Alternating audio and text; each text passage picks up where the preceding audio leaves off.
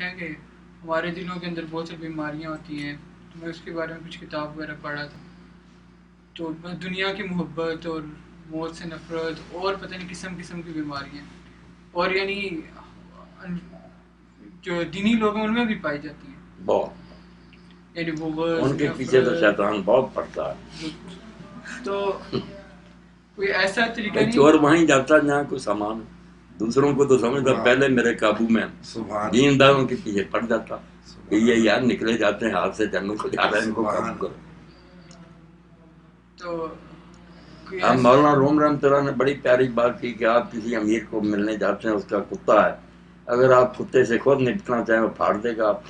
اگر آپ دور سے آواز دے جاؤ جی صاحب کتے کو روکیں، وہ رسا ڈال دے گا یا آواز مار لے گا، تو پھر کتا آرام سے بیٹھ جائے گا. یہ شیطان ہے اللہ کا کتا، اس نے چھوڑ رکھا ہے امتحان کے لیے. ہم اللہ سے ہی کہنا اعوذ باللہ من الشیطان، تیری پناہ چاہتے ہیں، اس کو روک. پھر وہ روک لیتا، بچا لیتا بندوں. آپ زور آزمائی کریں تو ابلیس کا مقابلہ نہیں کرتے. بہت پڑھا لکھا ہے. یہ بھی اچھا ہے. تو سوال یہ تھا کہ اس کے تو فرض ایسے سوال ہیں کہ آدمی بڑے بڑے ایماندار جو ہے وہ کافر ہو جاتے، ہر وقت وہ ذہن میں ڈالتا سوال. ایک لوگوں کی باتیں چلو کوئی مانے یا نہ مانے، کوئی یہ دین نہیں، مگر لکھنے کے امام راضی کی موت کا وقت آیا تو بہت فلسفی سے ابلیس آ گیا. اس نے سوال کرنے شروع کیے دماغ میں کہ تو مانتا رہا کہ اللہ، تیرے پاس کیا ثبوت ہے؟ کشمکش شروع ہوگی.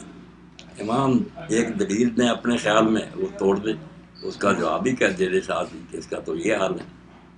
بے بس ہوتے گئے، چہرہ جو تھا وہ بدلتا جائے، پسینہ آتا جائے. ان کے شیخ تھے مرشد نجم الدین کبریٰ رحمۃ، وہ وضو کر رہے تھے. انہوں نے دیکھ لیا کہ راضی تباہ ہو.